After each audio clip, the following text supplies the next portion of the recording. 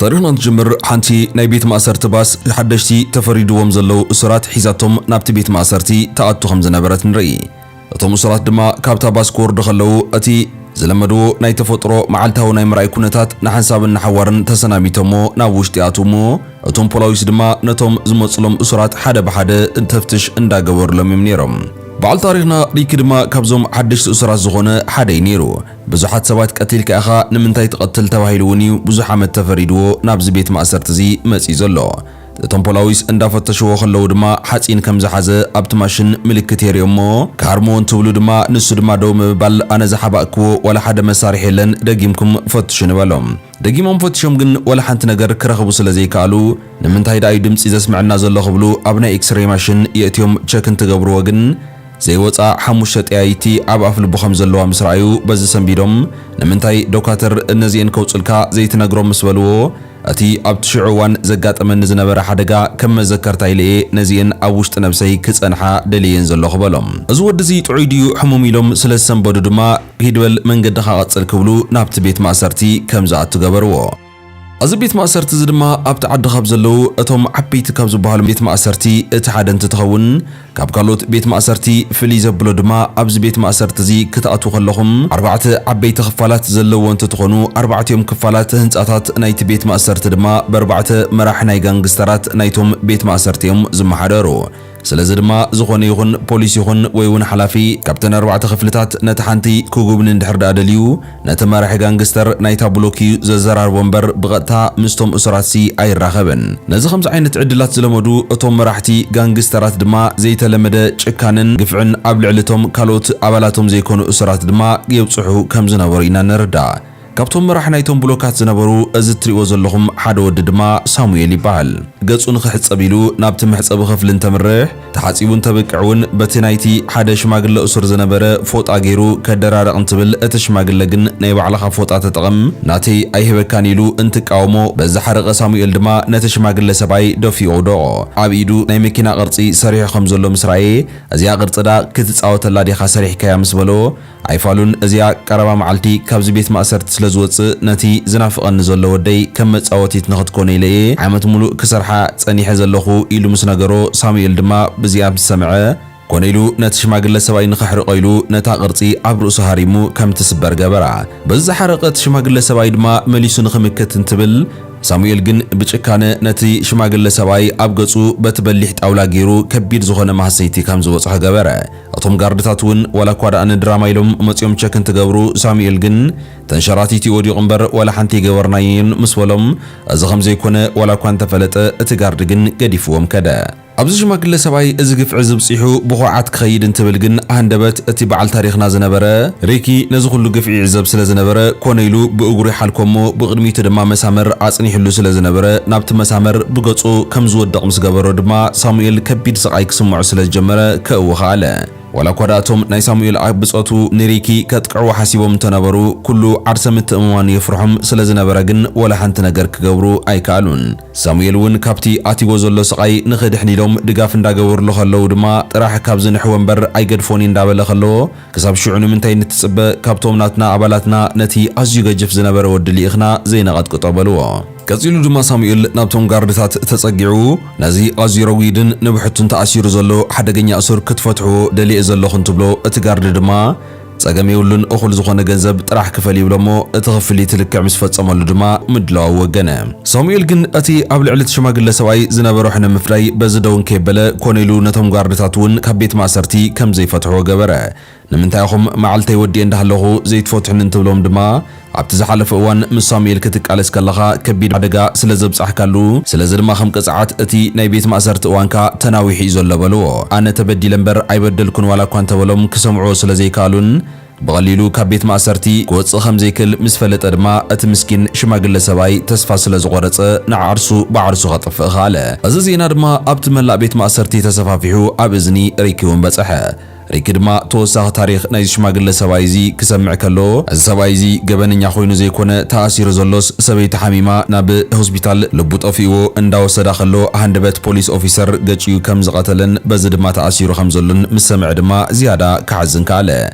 እዚ ኩሉ ስራሕ ድማ ናይ ሳሙኤል ምዃኑ ስለ ዝተረድእ ሓደ እዋን ቅፅዓትካ ክትረክብ ኢኻ እንዳበለ ብውሽጡ እንዳሓሰበ እዩ ነይሩ። ሬሳ ናይቲ ሽማግለ ሰብኣይ ይወፅእ ከም ዘሎ ምስ ረኣየ ድማ ናብቶም ሬሳ ዝሽከሙ ቀሪቡ ነቲ ሽማግለ ሰብኣይ ክሰናበቶ እንትብል ሕጂ እውን ሞይቱ እንዳሃለወ ኢዱ ብካቴና ተኣሲሩ ከም ዘሎ ምስ ረኣየ ከመይ ኢልኩም ዝሞተ ኣስከሬን እውን ብካቴና ተኣስሩ ብምባል ብሕርቃን ነቲ ካቴና ይብትሰሉ እሞ ነታ ፈራሪሳ ዝነበረት ንወዱ ዝሰርሐሉ ጋሪ መሊሱ ጸጊኑ ስለ ዝነበረ ክብሪ ብዝተመልኦ ኣገባብ ድማ ኣብ ልዕሊኡ ብምንባር ንሓንሳብን ንሓዋርን ድማ ክሰናበቶ ካለ። እዚ ሓዘኑ ክወፀሉ ስለ ዘይከኣለ ድማ ሪኪ ካብቲ ዓለት ናብዚያ ኣዝዩ ቁጡዕ ዝኾነ ሰብ ክኸውን ከኣለ። እቲ ንሪኪ ንኽቐትሎ ተመዲቡ ዘሎ ረጊድ ወዲ ድማ ፋቲ ዝበሃል። ፋቲ ድማ ሪኪ ናብ ሻወር ኣትዩ ዘሎ ተባሂሉ ተነጊርዎ ስለ ዝነበረ ብድሕሪቱ መፂኡ ቀጥቆዕ ልክዕ እንትብል ዋላ እኳ ዳ ሪኪ ቆላሒሉ እንተነበረ ቀዲሙ ግን ኣብ ከብዶ ብምህራም ናብቲ መንደቕ ከም ዝላተም ገበሮ። ሪኪ ድማ ተመሊሱ ካብቲ ዝወደቆ ይትስእ እሞ ፋቲ ከጥቆዕ እንትብል ድንን ኢሉ ኣብ ከብዱ ኣዝዩ ሓደገኛ ዝኾነ ናይ ቦክስ ማህረምቲ እንተሃርሞ ድማ ሽዑ ንሽዑ ብኣፉን በፍንጩን ደም ክወጾ ከኣለ። ንፋቲ ብኸምዚ ኣገባብ ብቐሊሉ ክስዕሮ ከም ዝኸኣለ ዝረኣየ ሳሙኤል ድማ ብሓንቲ በላሕ ዝኾነት መስማር ክወግኦ ዋላ እኳ ሓሲቡ እንተነበረን ሪኪ እውን ኣብ ኢዱ ዋላ እኳ እንተተወግአን መሊሱ ግን ነታ መስማር ካብ ኢዱ ብምውፃእ ኣብ ቅድሚቶም ኩሎም ጋርድታት ድማ ንሳሙኤል እውን ኣብ ከብዱ ብተደጋጋሚ ብምውጋእ ህይወቱ ከም ዝሓልፍ ገበሮ። እዚ ኩሉ ብርሕቀት ዝዕዘብ ዝነበረ ሓደ ኦስካር ዝበሃል ካብቶም 4 መራሒ ጋንግታት ዝነበረ እቲ ሓደ ድማ ናይ ሪኪ ታለንታት ኩሎም ክዕዘብ ስለ ዝኸኣለ ካብ ብሕጂ እዚ ወዲ እዚ ኣነ ስርዓት ዘትሕዞ ኣብ ትሕተ እዩ ዘሎ ብምባል ነቶም ፖላዊስ ከም ዝኸዱ ገበሮም። ናብታ መእሰሪት ክፍሉ ዝተመለሰ ሪኪ ድማ እተን ኣብ ኣፍልቡ ዘለዋ ዘይወፃ ዓረራት ድማ ኣንዛ ክጅምራሉ ስለ ዝኸኣላ ዋላ እኳ ዳ ብርቱዕ ዝኾነ ሕማም ይፈጥራሉ እንተነበራ ተጸሚሙ ግን ነቲ ስቃይ ኩሉ ክሓልፎ ይፍትን ነበረ።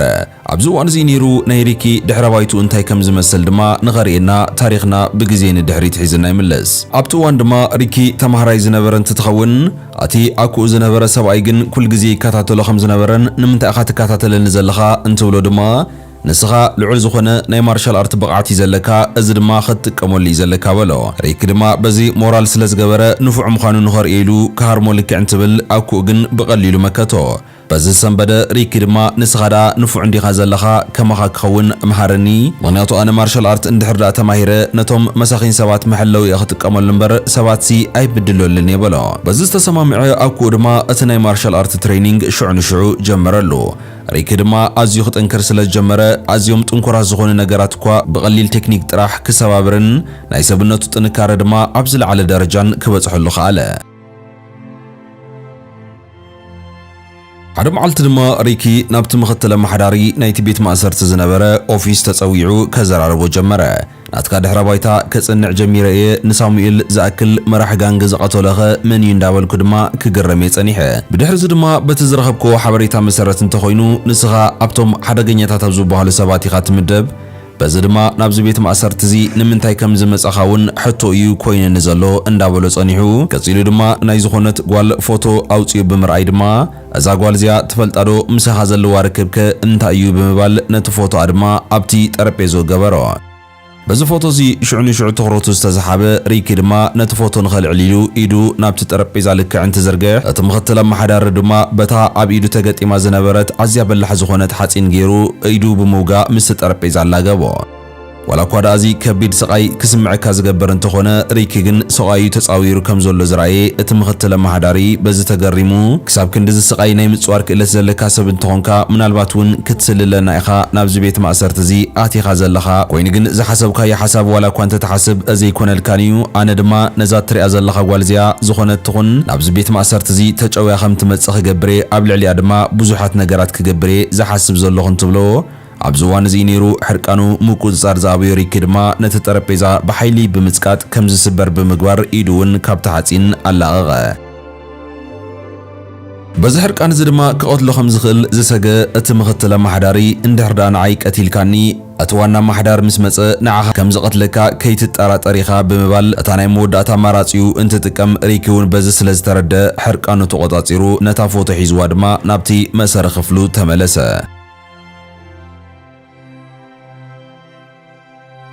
ሪኪ ድማ ናብታ መእሰሪት ክፍሉ ልክዕ ምስ ተመለሰ ነታ መሳርሒት ሙዚቃ እንዳተጠቐመ ሙዚቃ እንዳተጻወተ ከሎ ድማ ናይዛ ጓል እዚኣ ተዘክሮ ድማ ሓደ ብሓደ ክረኣይ ጀመረ። ገና ነዝ ተዘክሮዚ ከስተማቅሮ እንዳሃለወ ግን እቶም ጋርድታት ሙዚቃ ምጽዋት ብፍጹም ዝተኸልከለ እዩ ደወብል በልዎ ኣብዚ እዋን እዚ ነይሩ ታሪኽና ድማ ነዞም ጋንግስተራት እዚኦም የርእየና በቲ ኦስካር ዝበሃል ወዲ ዝምርሑ እንትኾኑ ነቲ ሓደ ኣባሎም ድማ ናትና ኣባል እንዳመሰልካ ነቶም ካልኦት ኢኻ ትስልል ዘለኻ ብምባል እንትወቕሶ እቲ ወዲ ድማ የቕሬታ እንትብሎም ንሶም ግን የቕሬታ ክንገብረልካ ንኽእል ኢና ካብ ብሕጂ ግን ከምኡ ከይትገብር እንዳበልዎ እዮም ነይሮም ኣብዚ መንጎ እዚ ነይሩ ካብኣቶም ሓደ እቲ ኣንድሪው ዝበሃል ግን ኣዝዩ በሊሕ ዝኾነ መጋዝ ሒዙ ብምምጻእ ንዝኻ ሓደ ሰብ ክቕተል ዘለዎ እምበር የቕሬት ክግበረሉ የብሉን እንዳበለ ልክዕ ክቐትሎ እንትብል እቲ ዋና መራሒኦም ዝነበረ ኦስካር ብምምጻእ እዚ ወዲ እዚ የቕሬታ እንተሓቲቱ የቕሬታ ገበርሉ ስጉም ተኸወሰደሉ እንተኾይኑ ወንሲ ኣነ ዝወስደሉ እምበር ካባይ ወጻኢ ዝኾነ ሰብ ክቐትል ኣይፍቀደሉን ኢልዎም ገዲፍዎም ክወፅእ እንትብል ኣንድሪው ድማ በዚ ሓሪቑ ንስኻ ንሽሚኢኻ ሓላፊና ዘለኻ እምበር ሰባት ናይ ምቕጻዕሲ ማዓንጣ የብልካን ኢሉ እንትጸርፎ በዚ ዝሓረቐ ኦስካር ድማ በቲ መጋዝ ብሓይሊ ኣብ ገጹ ብምህራብ ኣብ ገጹ ከቢድ ሓደጋ ኣብጽሐሉ እቲ ምኽትል ኣመሓዳሪ እውን ነቲ ሓደጋ በፂሕዎ ዘሎ ወዲ እንዳጎተተ ናብቲ ናቱ ክፍሊ ብምውሳድ ገና ዘይተወደአ ትልምለን እሞ ክንጥቀመሉ ኢና በሎ ንኦስካር ድማ ናብ ቤት ጽሕፈቱ ወሲዱ ንስኻ ካብ ብሕጂ ጭክን ክትብልልካ እምበር ብኸምዚ ኣገባብ ክትመርሕ ክኸብደካ እዩ ስለዚ ድማ ንኣንድሪው ኣሲርና ከም መጻወድያ ጌርና ሪኪ ልክዕ ምስ መጸ ድማ ንሪኪ ኣብ ቅድሚ እዞም ኩሎም እሱራት ክትቀትለለካ ሽዑ እዮም ኩሎም እውን ከኽብሩኻ ዝኽእሉ ብምባል እታ መጻወድያ ድማ ገበርዋ ከምቲ ዝሓሰብዎ ድማ ሪኪ ንኣንድሪው ተኣሲሩ ኣብ ላዕላይ ተንጠልጢሉ ምስ ረኣየ እንታይ ዝፍጠር ዘሎ ክብል ናብ ኦስካር ቀረበ ኦስካር ድማ እንታይ ምልከተካ እንድሕር ደኣ ሰብኣይ ኮንካ ምሳይ ተጋጢምካ ክትድሕኖ ትኽእል ኢኻ በሎ ኦስካር ወላ እኳ ደኣ መጥቃዕትታቱ ይፍኑ እንተነበረ ሪኪ ግን ነዞም መጥቃዕቲ የዝሕት እምበር ንሱ ኣየጥቅዕን ዝነበረ ንምንታይ ኢኻ ዘይትገጥመኒ እንትብሎ ድማ ኣነን ኣንድሪው ካብቲ ገጢሞ ዘሎ ንኽወፅን ፍትሒ ንኽረክብን ዝጋጠም ስለዚ ክጋጠመካ እንተደሊኻ ፈለማ ፍትሒ የበሎ ኦስካር ግን ንዕኡ ክተፍትሖ እንተደሊኻ ፈለማ ንዓይ ሰዓረኒ እንዳበለ መጥቃዕቱን ትቕጽል ብሓይሊ ሃሪሙ ምስቲ ሓጹር ናይቲ ቤት ማእሰርቲ ከም ዝላገብ ገበሮ ኣብዚ እዋን እዚ ነይሩ እቶም እሱራት ድማ እንድሕር ደኣ ኦስካር ክዳውንቲ ውፅኡ ነቲ ውቃጡ ኸርኢ ኺኢሉ ዝኾነ ሰብ ክቐትል ሓሲቡሎ ማለት እዩ ስለዚ ናይ ባሓቂ እንድሕር ደኣ ንኣንድሪው ከተትርፎ ደሊኻ ድማ ንስኻ እውን ፈለማ ንኦስካር ክትስዕሮ ጥራይ ዘለካ ስለ ዝበልዎ ሕጊ ናይ ግጥም ናይዚ ቤት ማእሰርቲ ስለ ዝተረድኦ ድማ ሪኪ ብኣዝዩ ዘገርም ብቕዓት ምስ ኦስካር ክጋጠም ጀሚሩ ኣብ ፈለማ ድማ ኣብ ከባቢ ማእገሩ ሃሪሙ ደም ከም ዝወፅእ ገበሮ ኦስካር ግን ካብቲ ምኽትል ኣመሓዳሪ ነታ ተቐቢልዋ ዝነበረት ነተኸራ ብምውፃእ ኣብ ውሽጣ ንዝነበረ ዝተረሽረሸ ፍርፋር ናይ መስትያት ድማ ናብ ዓይኑ ናይ ሪኪ ብምብታን ዓይኑ ሽዑ ንሽዑ መርኣይ ከም ዝኣብዮ ገበሮ ነዚ ዓድል እዚኣ ተጠቒሙ ድማ በታ ሒዝዋ ዝነበረ ካራ ገይሩ ኣብ ኢድ ናይ ሪኪ ከቢድ ዝኾነ ማህሰይቲ ብምብጻሕ እውን ደም ክፈሶ ጀመረ ሪኪ ድማ ክመውት ደይሉ ከይፈርሐ ብዓርሰ ምትእማን ነታ ቅድሚ ዓይኑ ንጽልማታ ርእይዋ ዝነበረት ናይ ማይ ቱቦ ብእግሩ ደልዩ ብእግሩ ሃሪሙ ከም ትኽፈት ብምግባር ዓይኑ እውን በቲ ማይ ብምሕጻብ ከም ብሓዱሽ ከም ዝርኢ ኸኣለ ወላ እኳ ደኣ ዓይኑ ምርኣዩ እንተፍርሖ ኮይኑ ግን ኢዱ ተሃሪማ ብምህላዋ ግን ሙሉእ ዓርሰ ምትእማን ዝገበረ ኦስካር ድማ ከጥቅዖ ጀመረ ብድሕሪ እዚ ድማ ነቶም ዕድሚኡ ሙሉእ ዝሰልጠኖም ዝተፈላለዩ ቴክኒካት እንዳተጠቐመ ድማ ንኦስካር ንሓንሳብን ንሓዋሩን ካብዚ ዓለም እዚ ከም ዝሰናበት ገበሮ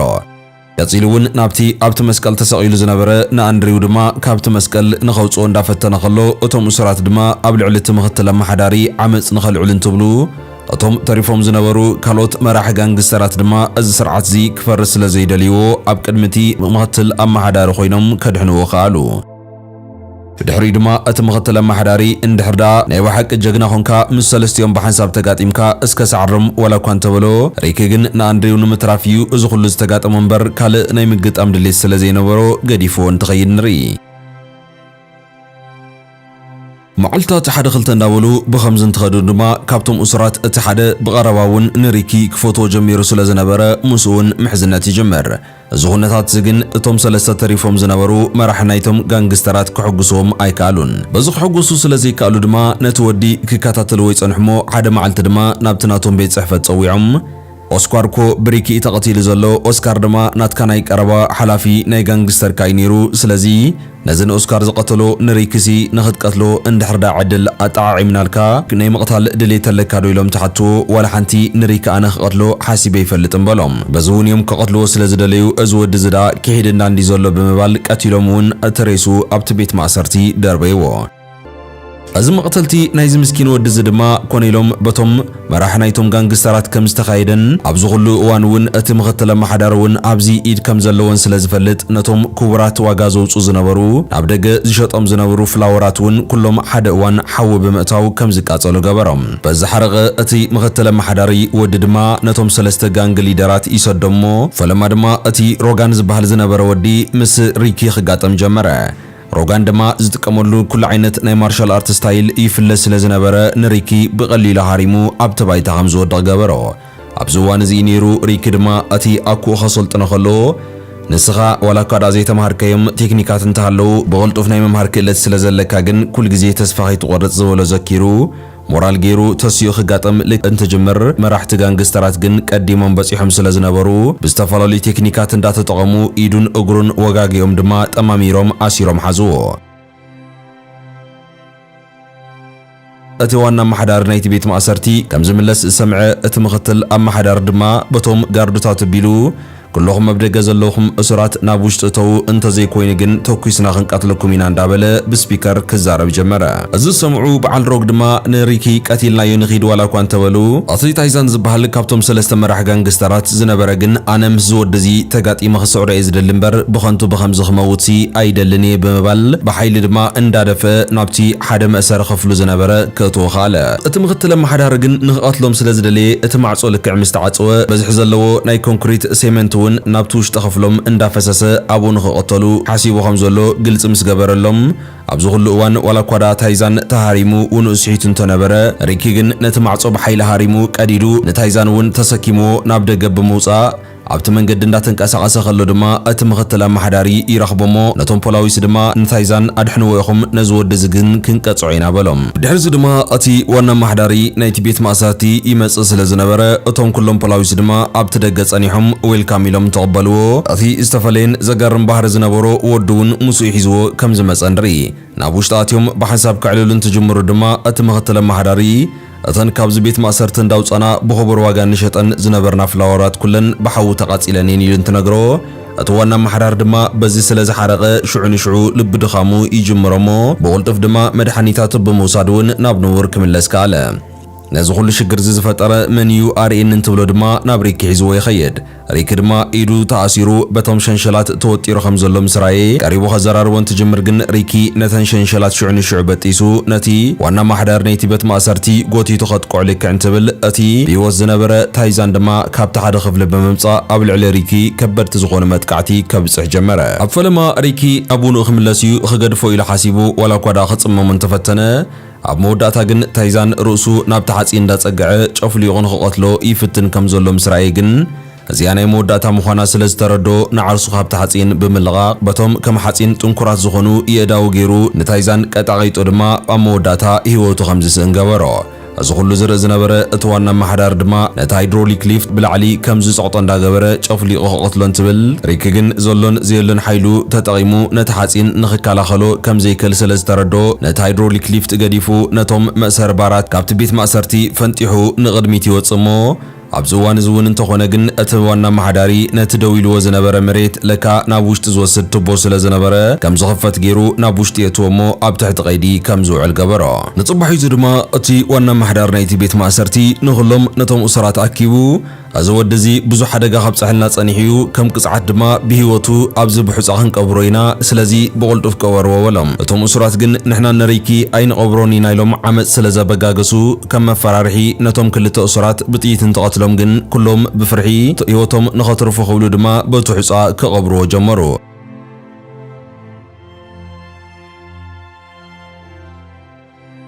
ከም መተንፈሲት ኢሎም ድማ ሓንቲ ሮጎድ ዝበለት ሸምበቆ ተኺሎም ይገድፍሉ እሞ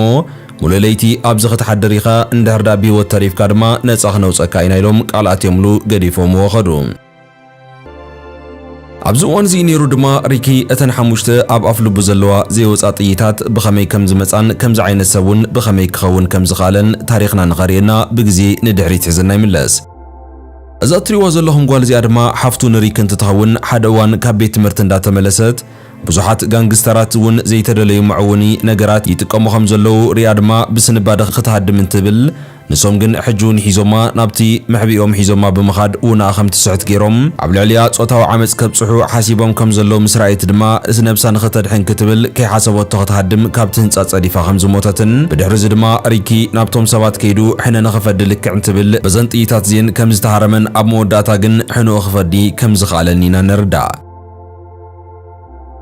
ንጽባሒቱ ድማ ካብቲ ተቐቢርዎ ዝነበረ ሕጻ በታ ኤክስካቫተር ጎቲቶም እንተውጽኦ ብህይወት ከም ዘሎ ዝረኣዩ እቶም እሰራት ኩሎም ተሓጎሱ ሮጋን ትእዛዝ ተዋሂቦ ስለ ዝነበረ ሪኪ ኸይርኦ ከሎ ብድሕሪቱ ዘሊሉ ብምምጻእ ኣብ ርእሱ ሃሪሙ ውኑ ከም ዝሕት ገበሮ ልክዕ ናብ ውኑ እንትምለስ ድማ ኣብ ኣዝዮም በላሕቲ ዝኾኑ ሓፃዊን ማእከል ተኣሲሩ ከም ዘሎን ኩሎም ድማ ንኸመራምርዎ ይፍትኑ ከም ዘለውን ተረድአ እቲ ማሕዳሪ ናይቲ ቤት ማእሰርቲ ድማ ንስኻ መኒኻ ከመኢልካ ክሳብ ክንዲ ዝጥንካረ ክትሕዝ ክኢልካ እንዳበለ ሕቶ ክሓቶ ከመራምሮን ዋላ እኳ እንተፈተነ ሪኪ ግን ክዛረብ ይከኣለን በዚ ሓረቑ እቶም ብህይወት ተሪፎም ዝነበሩ መራሕ ናይ ጋንግስተራት ድማ ኢሰብኣዊ ዝኾነ መንገዲ እንዳሳቐዩ ዋላ እኳ ዳ ይቕጥቅጥዎ እንተነበሩ ሪኪ ግን ዋላ ሓንቲ ቃል ትንፍስ ክብለሎም ይከኣለን ንምሸቱ ድማ ንኽዕርፍ ኢሎም ናብቲ ቤት ማእሰርቲ የእትውዎ እሞ ካብቶም እሱራት እቲ ሓደ ድማ ብሕቡእ መግቢ ኣቕቢልዎ ናብ ቤት ማእሰርቱ ክምለስ እንትብል ካብቶም እሱራት እቲ ሓደ ነቶም መራሕቲ ጋንግስተራት ዘገልግል ዝነበረ ድማ ነቲ ምሽጥር ስለ ዘቃልዕሉ ነቲ ወዲ ድማ ኣብታ ምሸት ቀቲሎም ነሪኪ ንኽሕርቕዎ ኢሎም ነቲ ሬሳ ናብቲ ቤት ማእሰርቲ ክፍሉ ከእትውሉ ዋላ እኳ እቲ ስኒሽን እቲ ምኽትል ኣመሓዳርን መፂኦም እንተነበሩ ኮነ ኢሉ ግን ናብቲ ላዕለዋይ ክፍሊ ናይቲ መእሰሪኡ ንዓርሱ ስለ ዝሓበ ኣምሊጡ ዲሎም ልክዕ ናብ ውሽጢ እንተኣትዉ ዘሊሉ ብምውራድ ስኒች ወዲ ሽዑ ንሽዑ እንተቐትሎ ነቲ ምኽትል ኣመሓዳሪ ድማ እንዳሃረመ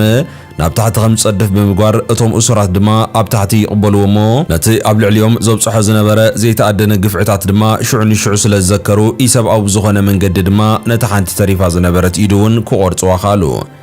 ብድሕሪኡ ድማ ሪኪ እውን ይሕወሶሞ እንዳሃረሙ ድማ ናብቲ ዋና ማሕዳሪ ልዕሊኻ ዘሎ ወዲ ውሰደና እንዳብሉ ሒዞምዎ ኸዱ እቲ ዋና ማሕዳሪ ናይቲ ቤት ማእሰርቲ ድማ ኣብቲ ኪችን ከም ዘሎ ርዮም ናብኡ ልክዕ እንተኣትዉ እቶም ክልተ ብህይወት ተሪፎም ዝነበሩ መራሕ ናይቶም ጋንግስተራት ድማ በዝንበትን ከጥቅዕዎ ጀመሩ ኣብዚ ሕጂ እዋን ድማ ከመይ ከም ዝንቀሳቐሱን ከመይ ከም ዘጥቅዑን ሸምዲድዎም ዝነበረ ሪኪ ነቲ ሓደ ልክዕ ዘሊሉ ብካራቴ ካርሞ እንትብል እግሩ ጎቲቱ ናብቲ ዝፈልሕ ማይ ከም ዝኣቱ ስለ ዝገበሮ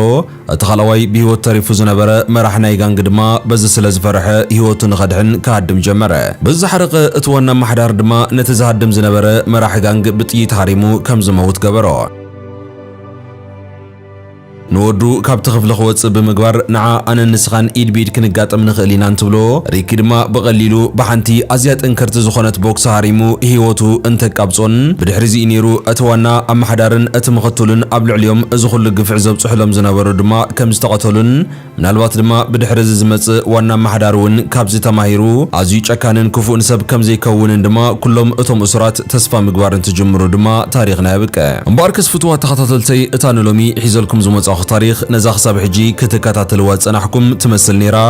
ምስኹም ፀናሕኩ ድማ ቲኬ ሓውኩም ነይረ ኣብ ቀጻሊ ብኻልኦት መስጥቲ ዝኾኑ ታሪኻት ክሳብ ንራኸብ ድማ ኩለኹም በብዘለኹም ሰሰናይ ኩሉ ይግጠምኩም እንዳበልኩ ክፍለየኩም ሰላም